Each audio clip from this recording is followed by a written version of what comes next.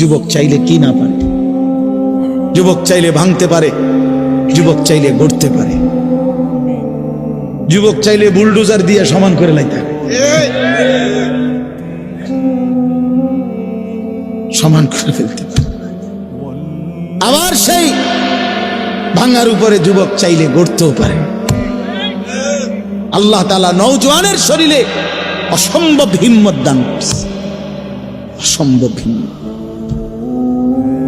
এই জন্য বাপ, আমি যুবক যারা তাদেরকে উৎসাহিত করলাম।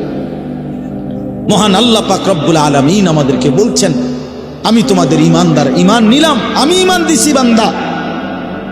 আমি গত বছর যখন তাবলীগের সফরে ছিলাম দিনাজপুর জেলায়, গত বছর আগস্ট মাসে ৭২ বছর বয়স্ক একজন হিন্দু লোককে কালেমার দাওয়াত দিছিলাম। ওনার 2 ছেলে মুসলমান, ওনারে আমি 2.5 ঘন্টা কালেমার দাওয়াত দিছি। আমরা 3 জন আলেম মিলে কত অনুনয় বিনয় করছি, কাকুতি মিনতি করছি, কাঁদছি, চোখের পানি ফেলছি।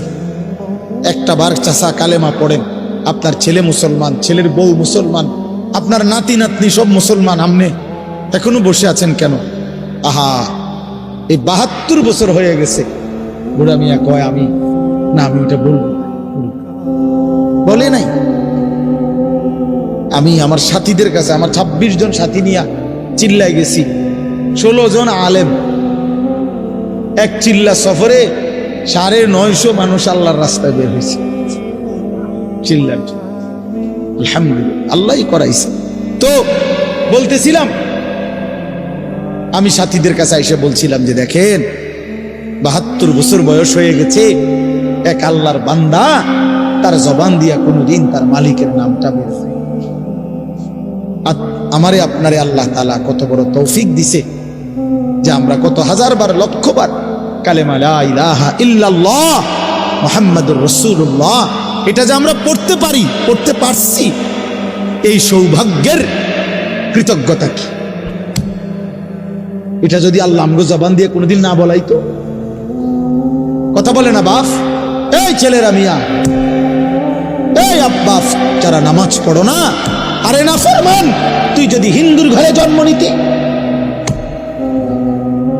তুই যদি ইহুদির ঘরে জন্ম নিতি, তুই যদি খ্রিস্টানের ঘরে জন্ম নিতি, বেটা কি হতো জীবন? যদি কোনোদিন কালেমার আহ্বান না শুনতা,